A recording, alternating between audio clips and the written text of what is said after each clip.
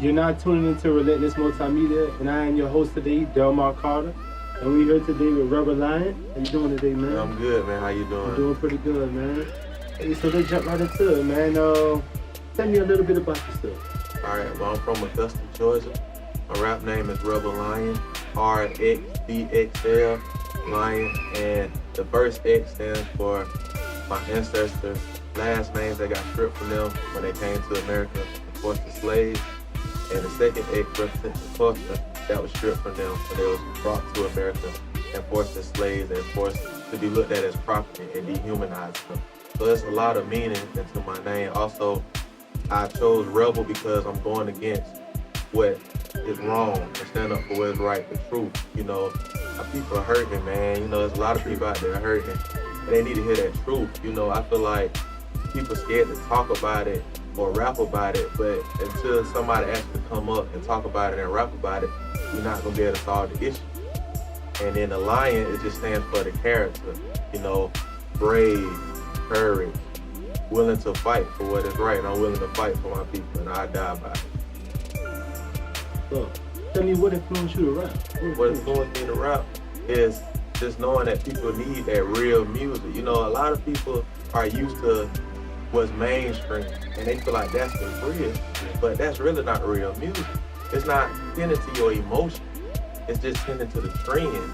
So whatever the trend is, you just hop into the trend, but is it picking you up when you're sad? You know what I'm saying? Your grandma pain, is they talking about that hurt that you're going through, you struggle. Everybody's not balling. Everybody's not big time, big money, big cars. Most people struggling, man. And you know, I feel like they need music that relates to that. You know, the 90s, they had Tupac Shakur. He was all about his people. And I feel like this decade, this generation need that rapper as well. That person that's for his people no matter what. And I feel like I'm feeling that void.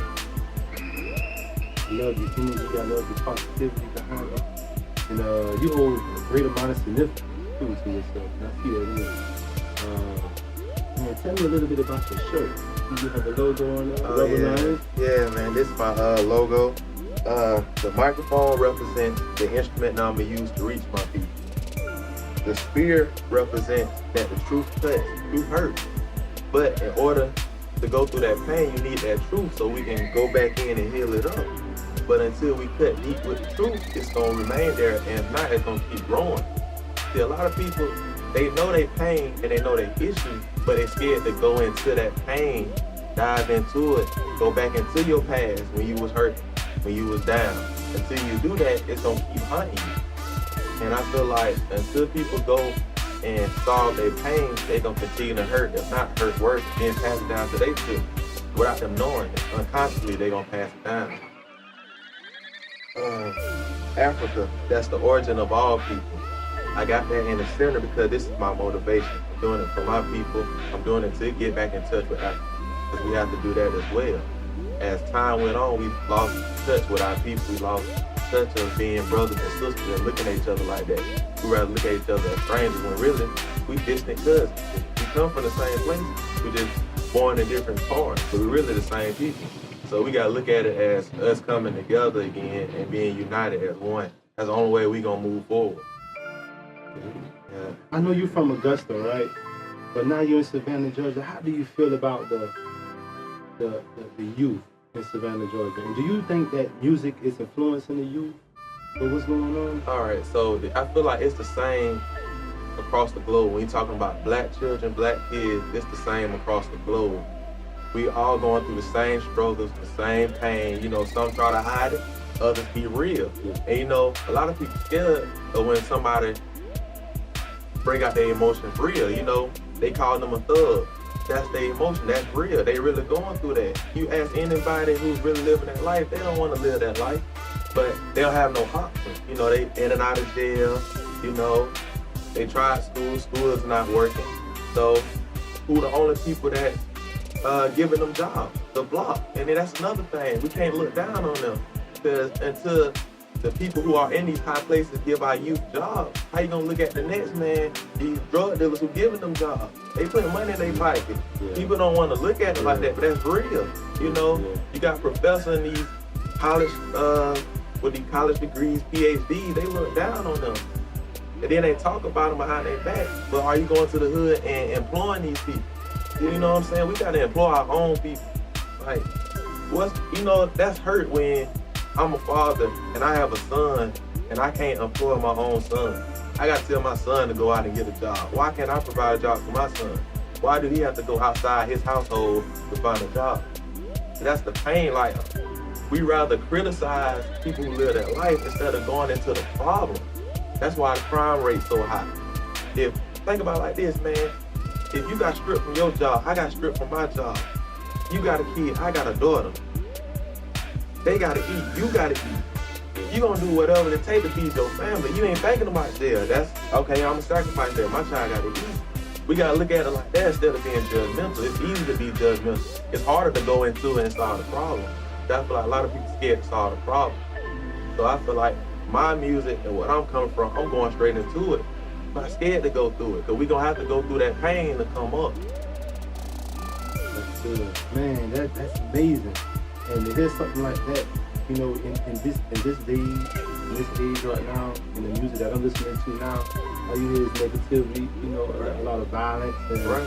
You know, for someone to stand up for a positive message, you know, is very intriguing, you know, and I respect it 100%. Right. And then enlighten that, you know why there's so much negative music coming out?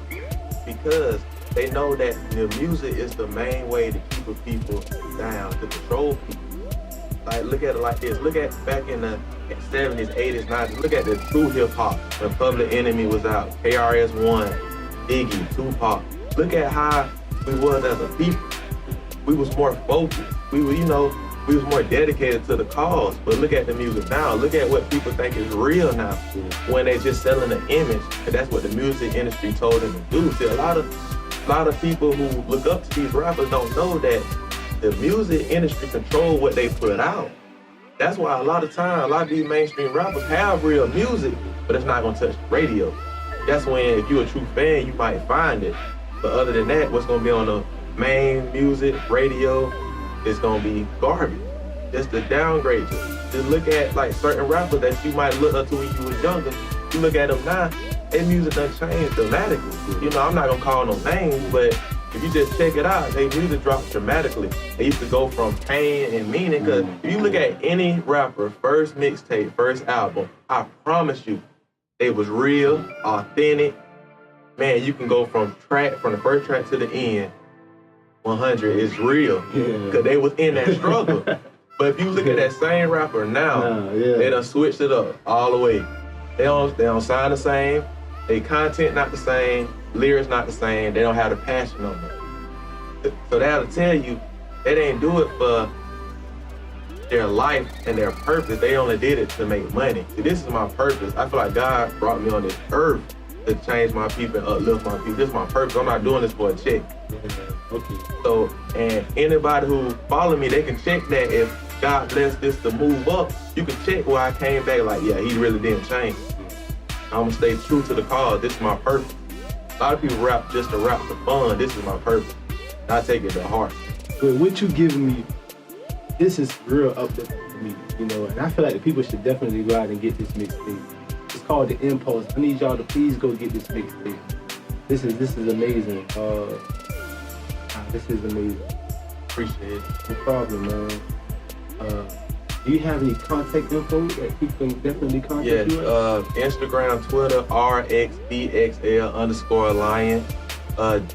You can reach me on Gmail at rxbxllion@gmail.com. And we can go from there, man. I'll send you my contact, phone number, go from there. I'm ready to work. Now, I'm interested in knowing, do you have any future projects behind this? Oh, yeah. Glad you asked that question. I got a couple of mixtapes coming up. In February, I plan on dropping what's called Rise Up. I dropped Impulse, breathing in life to my people. Now it's time to rise up. Not dead no more. It's time to rise up. So it's all motivational, empowerment, feel pain music, track for track, all real music. You don't have to skip a beat. And after that, in May, I plan on dropping Rebellious State, How to Breathe in Life with the Impulse, We done rise up. Now it's time to rebel. We think it's time to go against the norm. It's time for us to step out on our own. Time for us to create our own. That's what I mean by rebellion. I don't mean we gotta necessarily be fighting and all that, but I mean like rebelling against what you think is normal. Rebelling against that job. They don't respect you. And go out and create your own job. Don't take that, you know. You getting disrespected. Your boss don't respect you as a woman, don't respect you as a man. Create your own job, you know. And then after that, somewhere around July, August, I plan on dropping We Are We. After we rebel, now it's time to come together and keep creating. We are we. That's the only way we can move forward, is coming together as a people. We are we. And you heard it here first. Delmar Carter with Rxbxl Lion. I appreciate you for coming out tonight, man. I appreciate everything you have said today. All right, you guys have a wonderful one. God bless.